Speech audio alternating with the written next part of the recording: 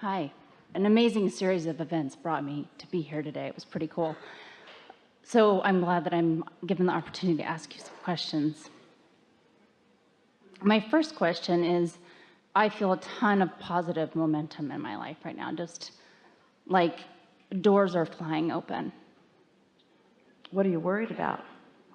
Some of the major decisions on the table have to do with where I live, and it affects my family. I have in-laws, one of whom is ill. I have a teenager and a younger child. And I feel actually, despite my tears, like really clear and positive about the path forward. Yes, we can feel that. You've made a decision. Totally. You've made a decision, but you haven't quite lined up with it. I also recognize that I tormented myself for about a year about this decision. And then I said aloud to my husband and myself, gosh, by virtue of committing to the decision that to me seems so clear, I felt relief and just a readiness to move forward. But then everyone in my circle is all the but. So let's walk through this. So when you take the subject of the decision and you make the decision, you line up. So that was you focusing in a way that connected you with source, and the impulse about the decision came, it was clear, it felt good, and you were right. Oof. So then you moved into a new place with a new set of contrasting experiences. So the response of others to the decision that you make now are new things for your consideration. So now you have only to do the same thing with each of those as they pop up as you did with the first decision to begin with. Find a way to line up with it. So if you will give us, we've been attempting this today and you're beginning to catch on to it, so we think that it will go well here.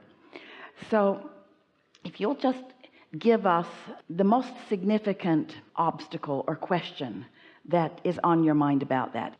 I have two that are tied. Just one? Well, it doesn't matter. Tie them together and give it to us once.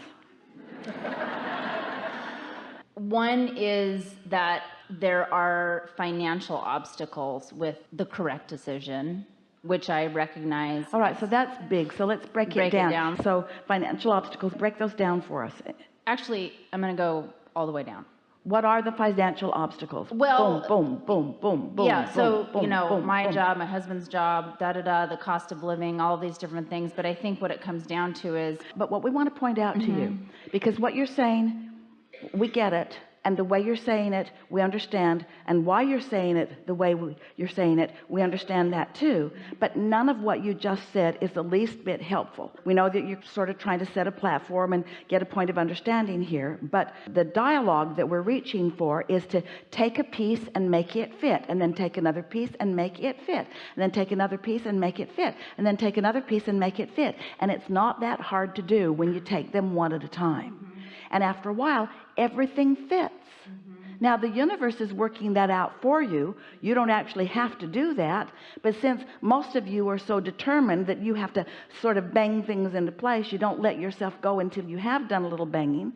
So we'll do a little banging with you to show you that this isn't as far out of whack as you think that it is. You wouldn't feel the powerful clarity about doing this thing that you want to do if everything else weren't ready and able to fall into place. But when you take all of these pieces and you say none of them are in place, and then you use that to defeat what you really want to do, then you set a tug of war in yourself that is crippling and paralyzing. So take any one of them and let's just smooth it out of the way. And then we'll take another one and we'll smooth it out of the way. Okay. You understand the concept? Yeah. And so the one I'm gonna pick apart, because I think it's actually... Now see what you're doing already. Instead of just going for it, okay, I'll do this, you're analyzing it again. You're analyzing it without even putting the words to it. You're already getting into a defensive stance, maybe even taking the biggest thing. Just play with us. My son. Yes? He's not movable? He's nailed to the floor? No, he's movable. His heart is elsewhere, but he's so willing to please that he's going along for the ride. And what's the problem with that? I actually Why are you making a bigger deal of this than you need to make? I think that's it. He's young, he's flexible, he's pliable, his heart will go wherever he goes. He'll find fun things to do. He's adaptable. He'll feel the adventure of it. He'll like it when he gets there. That one's done. What's the next one? Okay. Thank you. The next one is I don't want to change the way in which I'm working in order to figure out the cost of living. All right, so that's a big one. So let's break it down. So give us some components of that. I don't want to change the way I'm working. What do you mean? Well, I work for myself and I love it. Yeah. It's very flexible. I like freedom. I like freedom. Freedom feels really good to me. I like to receive an impulse and follow through with it. That's why I'm so effective. When I march to the beat of my own drum and I get my drum in sync with the drum of my inner being, I'm powerful and productive and intuitive, and I have good timing. There's no reason for that to change. Why can't you take that freedom everywhere you go? Because freedom is perceived. It's not yielded or given or assigned or granted by someone else. It's your choice to feel free or to not feel free. That's done. What's the next one? Did you get that? Yeah, really? no, I get it. Not only do I get it, I've been really in the last 24 hours really Because you were about to argue for your limitations about that. Well, the next one is, this gets into the earlier thing of other people. I know, don't talk about it. Don't warn us. Don't set us up for failure before we get going here. Give us a chance. Okay. I'm reacting to the conflict of... Now you're overanalyzing and you're stepping back and looking at it. Just talk to us. Just talk to us. Okay, my husband. Yes? My husband? My husband, who's... My husband. No, I didn't do that.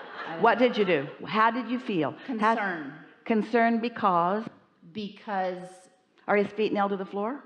No, he's happy. He's all in on all in. We don't blame you for being worried. On the move. Those happy husbands are hard to deal with. I